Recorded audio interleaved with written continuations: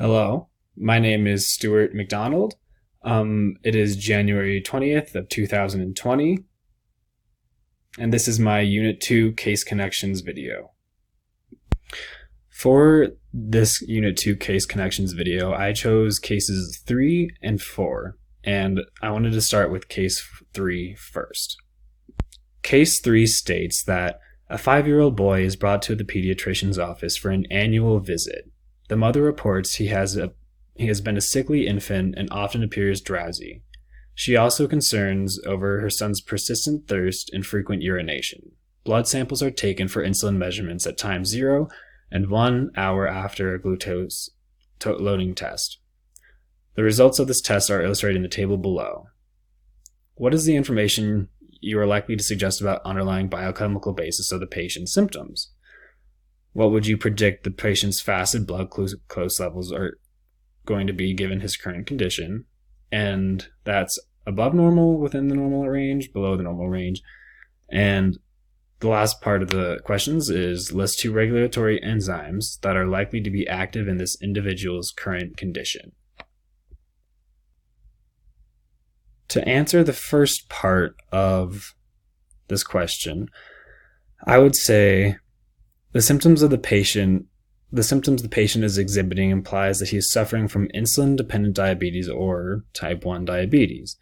The level of serum insulin is continuously low, implying the glucose in this blood isn't being processed, leading to symptoms such as increased thirst and increased water intake, further leading to an increase in urination. The lab report exhibited that the blood baseline was 0.8 and much less than the normal value, which is 6 plus or minus 2. And furthermore, after the glucose load was given, the child's insulin level was 5, which is very low considering the normal result would be around 40 plus or minus 11. As you can see, in the baseline blood sample, the patient had 0.8, and the control, or on average, it's about 6 plus or minus 2. Very low, considering that lowest of the controls was, I think, 4. And in this next category, you can see that the 1 hour after glucose load, the patient had an insulin level of 5, and the control had an insulin level of 40, plus or minus 11, significantly less, being 5 for the patient. So the patient's low insulin levels, based on these tests, imply that he's probably having type 1 diabetes. To answer the second question, what would you predict the patient's fasted blood glucose levels to be given his current condition? Sorry, I keep messing up that question. I would say further investigation would include doing a fasting blood glucose test with an oral glucose tolerant test.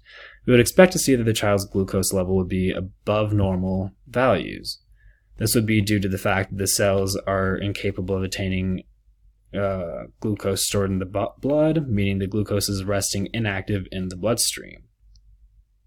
So I would say that the patient's fasted blood glucose levels to be given in his current condition would be above the normal range. Alrighty, on to the last question. List 2 regulatory enzymes that are likely to be active in this individual's current condition. In glycolysis, reactions catalyzed by phosphofructokinase and hexokinase and pyruvate kinase are all irreversible, and therefore they must be regulatory and active in this patient's condition. Having covered case 3, I wanted to move on to case 4. Case 4 states that a previously healthy 2-month-old female presents with jittery spells several hours after breastfeeding. Her mother reports that she not only given the baby anything to eat other than breast milk since birth.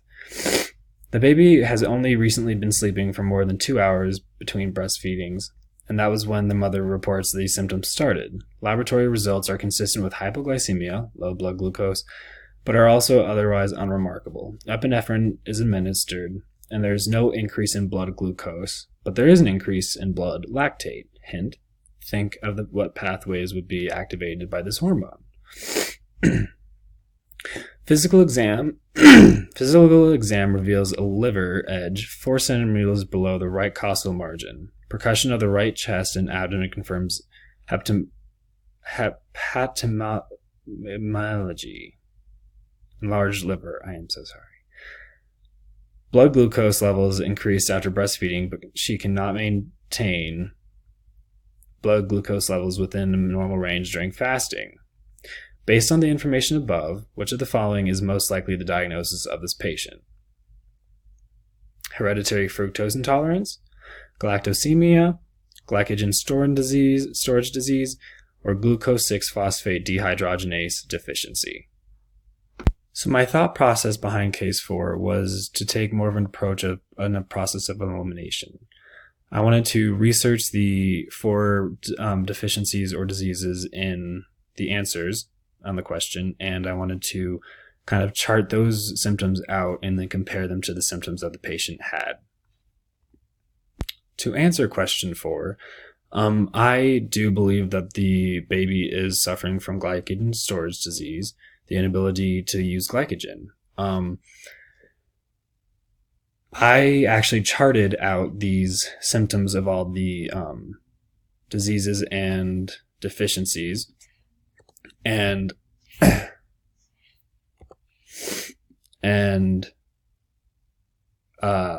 then I highlighted the ones in green to show the ones that the baby or the patient was apparently exhibiting, as given by the information in the question. So glycogen storage disease, it has the symptoms are an enlarged liver and kidney, a low blood sugar level, high levels of lactate in the blood, and bone thinning, increased mouth ulcers, which in these 2 were not apparent, obviously, in the patient. For galactosemia, a loss of appetite and vomiting are the symptoms, and we didn't see any of those in the patient. Hereditary fructose intolerance. The symptoms for that are nausea and vomiting, gas, abdominal pain, chronic fatigue. And we also did not see those in the patient as well. For glucose 6-phosphate dehydrogenase deficiency, the symptoms are anemia, fatigue, dark urine, yellow skin and eyes, and pain in the abdomen and back. Again, throughout the entire chart, I highlighted the ones in green that were consistent with the symptoms that our patient was having. And as you can see, all of the green that on the chart lies in the glycogen storage disease, meaning that the symptoms kind of aligned, and which makes me think that the answer to the question is that the glycogen storage disease is what the infant has. And I further just wanted to reiterate that the reason I did not choose the other 3 was because the symptoms were not aligning with symptoms of these 3 diseases or deficiencies: galactosemia, hereditary fructose intolerance, and glucose 6-phosphate dehydrogenase deficiency. Those all 3 do not have symptoms that correlate with the patient's symptoms. Again, my name is Stuart McDonald. The date is January 20th of 2020, and I hope you enjoyed my video. Put a lot of work into it. And I'm sorry for the jitters. I get very nervous in front of camera. All right, have a good day.